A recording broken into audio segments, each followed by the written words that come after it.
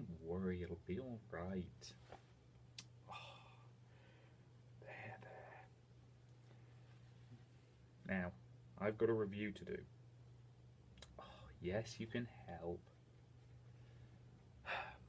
Hello and welcome to the 50th episode of Let's Review. I really cannot believe that I have made 50 of these things, but since it's something of an occasion, I figured it was time to go back to a company that started me off with all this, Winter Wolves. Some of you may well remember my review of the game Seasons of the Wolf, a visual novel RPG hybrid that I really rather liked. Well, this week we're looking at its DLC, Bad Blood, which continues on from the ending of the main game. So as such, there may be some spoilers for that main game, so consider yourselves warned. And now, let's start the way we always do, with the gameplay.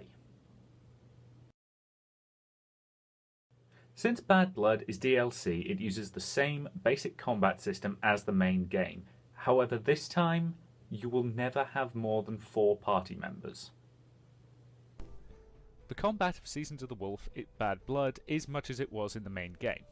So you have the front row and the back row, as well as the front row and back row of your enemies. Before each fight, you assign various positions to your party. So, since I'm limited to 4 people, and one of my better spells for Shay is a group healing spell that heals people who are adjacent to each other, I'm going to put both Crim and Valis into my front row, as they are my damage dealers. I'm then going to put my magic wielders in the back row, where they're a little bit more defended. Let's confirm this party formation. Now, my opponents are faster than I am, so they attack first. Now, Shay is the first of my units to be able to move. And to me, that Shaman seems the most dangerous, so I will see what will be the most effective. And it looks like either Fire or Barbed Spike will be the most effective, so I think I'm just going to use Fire, before this goes any further. which is applied a burn effect, which is causing him to lose health every turn. Now, Riley is also a mage, but he's a little less direct damage than Shay, but he can do some impressive damage when he needs to. And he's also applied slow to that Shaman, which will make it more vulnerable. I also want that Thief to get hit quite quickly because he is potentially dangerous. So I'm going to use Crim's Kick ability to cause those two to swap places. From here, I will use Valis to use a leap attack to kill that Shaman. Now, Valis is quite fast, and that leap attack isn't a particularly slow attack, so he gets to go again. And now I will once again have Shay attack that guy, and Crim should be able to finish him with a finishing blow. That leaves their 2 main warriors, who are certainly dangerous, but less rapid damage than their colleagues. So I'm going to use Shake. And double axes, which is much more effective to an enemy who's right in front of him. Finishing blow. And I think I will have Shay cast a healing spell, so I'll have him cast Tree of Life, which restores almost all of Crim's health. Valis can use double axes. And Riley can finish that guy off, causing him to move forward. This leaves us with only 1 opponent, and with the entire party focusing on him, he should go down without too many problems. Like so. So as you can see, the combat hasn't really changed significantly, although only having 4 party members at once can lead to some interesting situations. But fundamentally, that is it for the combat of Seasons of the Wolf Bad Blood. While I still like the combat, I think it does suffer from only allowing 4 party members at once, particularly since it doesn't let you choose those 4 party members. This can often lead to minor issues of balancing, though it does admittedly force you to think a little bit more tactically. The game also includes a new mini-game based around the idea of collecting resources from a dangerous forest. From this screen, we can decide how best we want to apply the resources we have in order to protect the various resource gatherers. So there are 3 main resources to collect. Food, which is gathered by hunters, wood, which is gathered by woodcutters, and stone, which is gathered by quarrymen. Now, Nimon will use up 4 food per day, so we need to make sure that we are collecting at least some food. But we also need 60 wood and 60 stone in order to complete the palisade, which we need in order to be properly defended. Now, for each safe worker at the end of each day, we will gain 1 of the item that they are collecting. So, for example, 6 safe hunters will get us 6 food. This allows us to build up a little bit of a reserve, which is useful. Now, as you can see, we have 2 groups who can protect 3 people. So, for example, we have the town guards here, openly guarding here, which basically reduces the likelihood of combat, or safely guarding, or secretly guarding, I should say, which increases the chance of combat, but also increases the likelihood that you will destroy a group of enemies and they'll become less of a threat in the future. Now, fully protecting is almost guaranteed to keep them away, as is openly guarding. However, you can also use Riley's alarm spell. This gives you a chance to intercept anyone heading for either of the unprotected groups. However, it also increases the chance of something going wrong. So, for example, woodcutters or quarrymen could get injured or taken as prisoners. If they are taken as prisoners, you will sometimes get an opportunity to go and rescue them. And on these days, you will also occasionally get optional side objectives. So, with my decision made, I'm going to protect the hunters with my guards, and then use Riley's alarm spell to try and protect both of the other 2 at once. So, the hunters successfully gathered some food, the woodcutters successfully gathered some wood, and the gnolls managed to abduct a quarryman before the party arrived. This is a reasonable outcome, though obviously it could be better. And from here, we then go straight into the fight. And ultimately, that's all there really is to this minigame. It's not terribly complicated, but it's an interesting little thing to throw in. Again, I rather like this. It's certainly not perfect, but it shakes things up a little bit and gives you something slightly different to do other than all the combat. And that's always a good thing.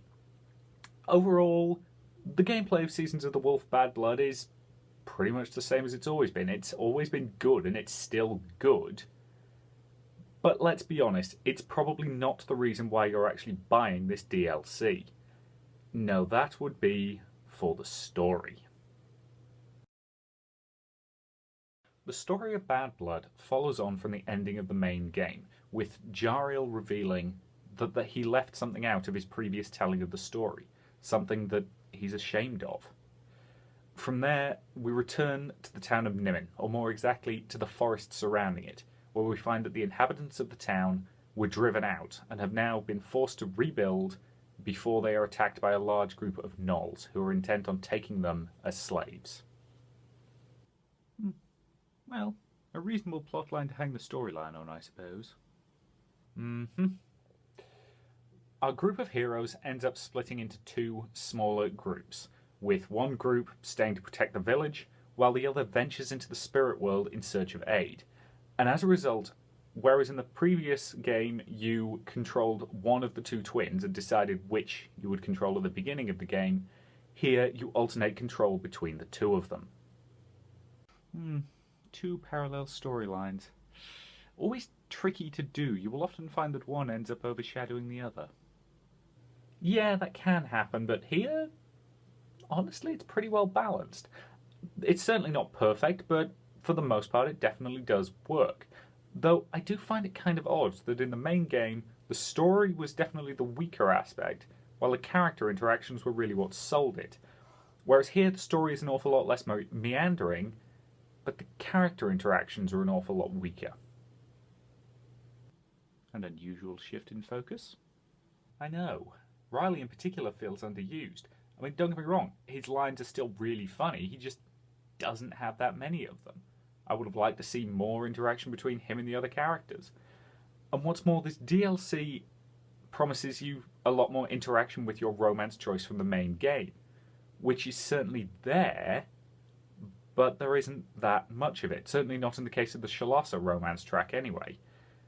Well, barring a short scene at the end anyway. Another common problem with shorter stories. Not enough time to focus on everything. Yeah, I think that's fair. Don't get me wrong, What we have here is still very good. I just wish there could have been a little more of it, in particular relation to the slower character scenes. Overall, I really do like the story of Bad Blood. I just think that the pacing was a little bit too quick. It needed a few more slower scenes that just had the characters really interacting. But overall, it's still pretty solid for what it is. The art continues to be absolutely excellent. The character designs and the monster designs are both excellent. They're really well drawn. The backgrounds are really nice. And overall, there's not much else to say about the artwork other than hell of a good job, artwork team. The music for this game is still really good. I liked it before and I still like it. It's suitably atmospheric and it establishes the tone and the mood really quite well. The sound effects, again, they're the same as they were before and frankly they're fine. There's nothing spectacular about them, but they do what they need to do. The voiceover work is still limited to the battle sequences, and I don't think I heard any new clips, but it is entirely possible that I missed one or two. Overall, the audio is pretty damn good on the whole. So, did I enjoy Seasons of the Wolf Bad Blood? Yes, I did. Should you buy it? The obvious cop-out here is to say that if you enjoyed the main game, then you'll enjoy this as well. It's a solid continuation, it does some more interesting things with the story, it gives you a little bit more, and it has a few really good, really solid twists. I just wish that there'd been a few more character-driven scenes. Overall, I'm happy to be pretty positive about it. Now, if you'll excuse me, I have a demonic assassin to fight. I will see you later. I hope.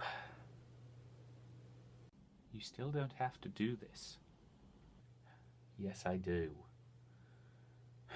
Now where do I need to go? A park, down by the Tyne. Apparently he will be passing that way in an hour and a half or so. I'd better be getting ready then. Spot, can you give me a minute?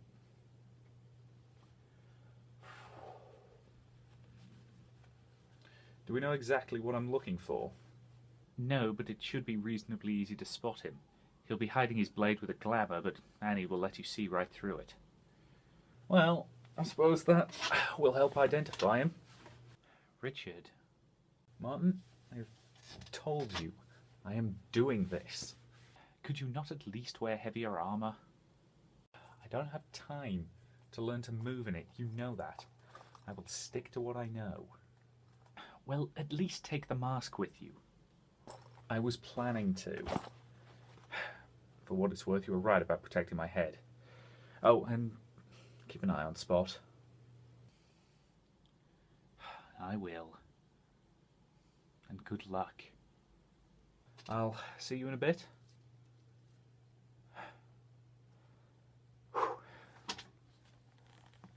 He'll be all right. He has to be. Come on, come on.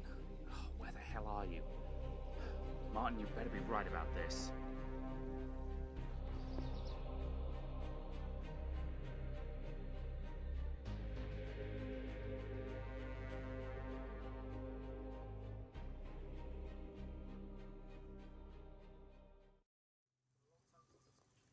I can see I was expected. By a wielder of soul steel? It's been a long time since I saw any of that. Or any of your kind. I heard the last time you faced one of us, she killed you. Well, we all have our off days, don't we? Besides, she was exceptionally gifted. And you seem a little young. Martial training isn't exactly what it once was. So if you'd be so kind, please move. You're actually asking politely? Of course. Manners cost nothing, and you've managed to surprise me. Oh. Ah, yes. Whenever I've encountered your kind in the past, you've always insisted on diving straight into the fight, yelling, "Die, fiend," and quoting scripture. It's tedious. Yes, I can see that would be rather annoying. Still, you're not exactly what I was expecting. What was that? Horns, wings, maybe a pair of goat legs? No, I knew you'd be in human form, but I think I was kind of expecting, I don't know, a 7-foot giant in black armor. Oh, well, why be so obvious? My kind's always been so showboaty. I prefer to be a little more subtle. Well, for what it's worth, I think you managed that all right. How kind. But I'm afraid I have a bit of a schedule. So if you please... You don't want to kill me? Aren't you the same creature who massacred his way through an entire town? They were in my way. I've been content to let them live, but they were insisting. I'm a professional. I think unnecessary death is a waste. So will yours be if you don't let me by. Sorry, afraid I can't do that. I don't suppose you'd have the decency to tell me who your target is. I'm afraid not. Professional etiquette. And all that. But I like you. So I'll make this quick.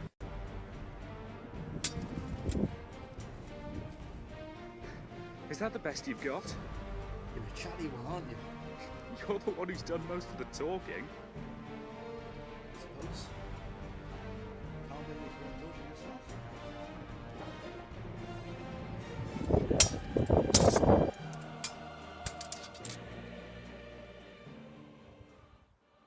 It's not too late to surrender.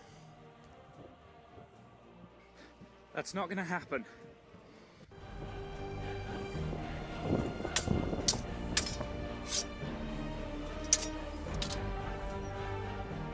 Evidently you're outmatched.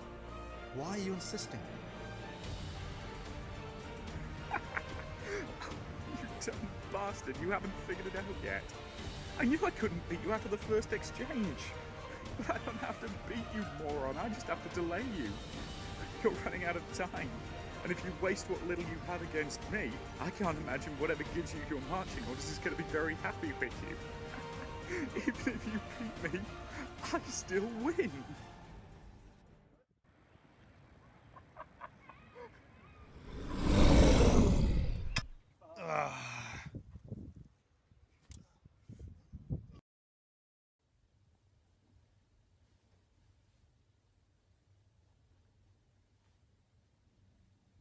Would you stop pacing? You are going to wear a hole in the floor.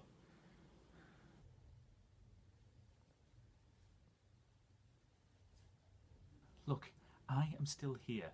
As far as I know, if he dies, so do I. That means if I'm alive, then he must also be alive. Too bloody right I am. Oh, hello, Spot.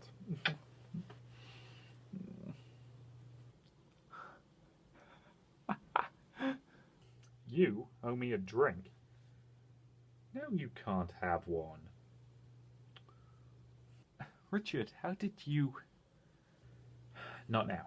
For now, I need a little time to relax. But I will tell you all about it, I promise. Alright, that is your decision then. I won't pry. Just tell me when you're ready to. You know, I've been meaning to